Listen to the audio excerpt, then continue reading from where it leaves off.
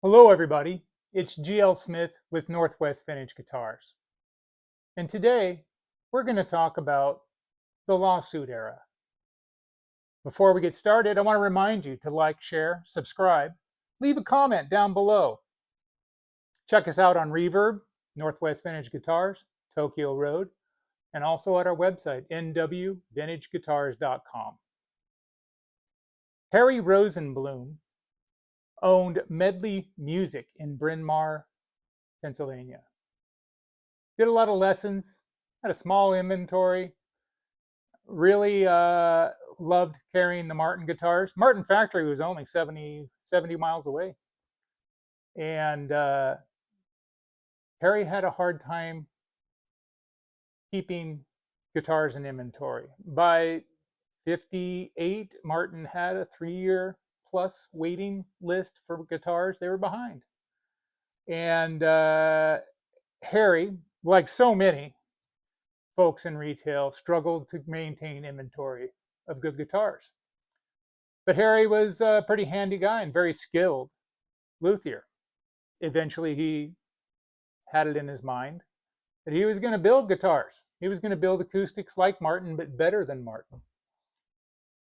And so the Elgin brand was born.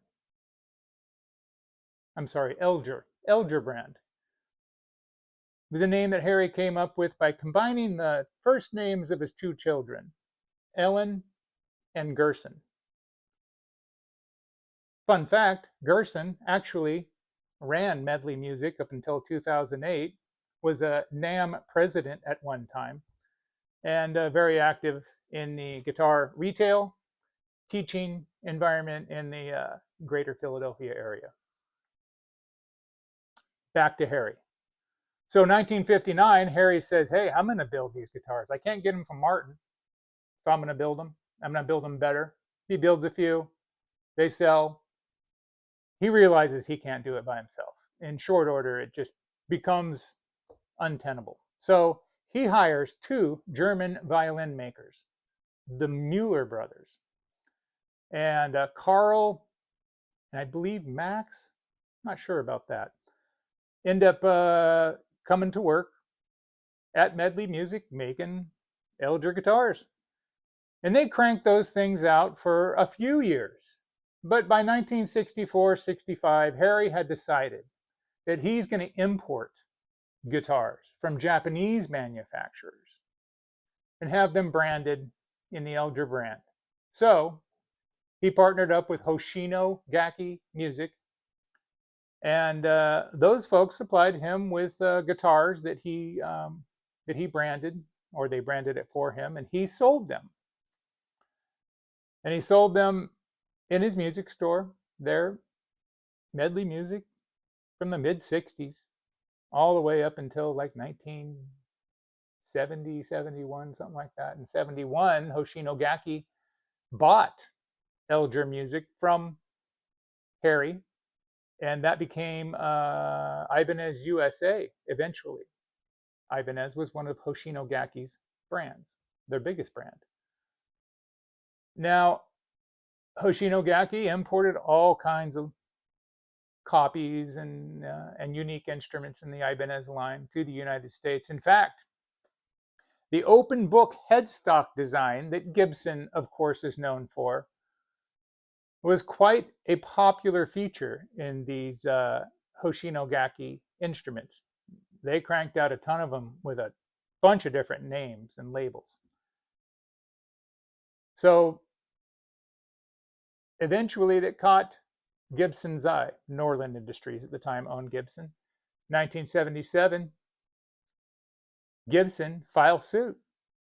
So here's the lawsuit everybody talks about as the Gibson versus Ibanez lawsuit. But it was actually Norland Industries versus Elger Instruments, because Elger was the brand that was copying them in the States. Anyway, the reason that Gibson took action is because the copying came to the States. if Japanese manufacturers had made the open book headstock, made exact copies of Gibsons and Fenders, and sold them in any market except the United States, none of the manufacturers could touch them unless their nation had a reciprocal trademark infringement agreement. And at the time, nobody did. So they could make these open headstock, open book headstock designs and sell as many as they wanted. But as soon as they came to the United States, they raised eyebrows. Gibson got their feathers ruffled. So they sued them in 1977. Hoshinogaki settled out of court. And you can see that by that time, it looks like Hoshinogaki had realized that the open book headstock thing was going to be trouble for them. So they had already changed. By 1977, their catalog had no headstocks like that for their instruments that they bring to the USA. Now, they kept making them. They did. We've got an example from 1985. Open book headstock, almost an exact template of the Gibson. But they didn't bring them to the States. That was where they would bring different headstock designs, like this one. So Ibanez, Hoshinogaki, Elger Instruments, whatever you want to call it, ended up settling out of court. Stopped bringing them to the States. Wasn't a problem. They weren't making them to bring to the States anyway. They had their own line to bring here. They were doing lots of labeling for other importers. There was a music store in St. Louis. Maybe somebody can comment down below about that. There was a Nashville Musical Instruments Company in Nashville. There was a lot of people in the United States who were doing this importing, but Ibanez had great success, and that's why they got sued. So that is the lawsuit that people refer to during the lawsuit era. Nobody successfully sued companies in Japan for selling copies in Japan. They had to sell them here to where the law would be on the manufacturer's side. So that's the story. That's the lawsuit era. And it continues to this day. I mean, you can buy Gibson replicas, tributes, whatever you want to call them, with that open book headstock today. The Tokai Love Rock. We've got one on our website that's only a few years old. They still make them today. You can buy them brand new in Tokyo. Not here, though. So that's all we got for now. That's the lawsuit story. Harry Rosenblum, Elger Instruments, Hoshinogaki, Ibanez, and Gibson. We thought you'd enjoy that little story. We do have some lawsuit era guitars on our website at nwvintageguitars.com. There's a couple great Les Pauls there. Tons and tons of Stratocaster and Telecaster copies. And I tell you what, at the time in the 70s, Gibson and Fender weren't doing their best.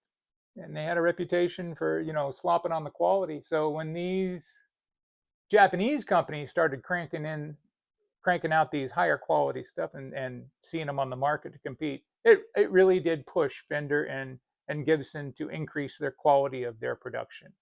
So by the 80s, when the buyout group took over ownership from Norland, they were changing things up.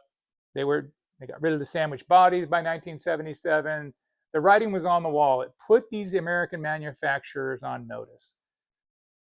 Fender sold to an employee. I think it was an employee run company eventually, but they couldn't beat them at the Fender copy, so they joined them. Fender opened Fender Japan in 1982-83. So there was a bunch of different ways that manufacturers would handle it, and by now, as you know, just about every manufacturer has a line that's made in Japan, a line that's made in some other Southeast Asian country, or China and the United States and all over the world. And it's a wonderful thing. We can have excellent guitars at all kinds of different price ranges. The guitar player wins. So that's the story of the lawsuit era. I'm GL Smith with Northwest Vintage Guitars. Be sure to like, share, subscribe down below. Leave a comment. See ya.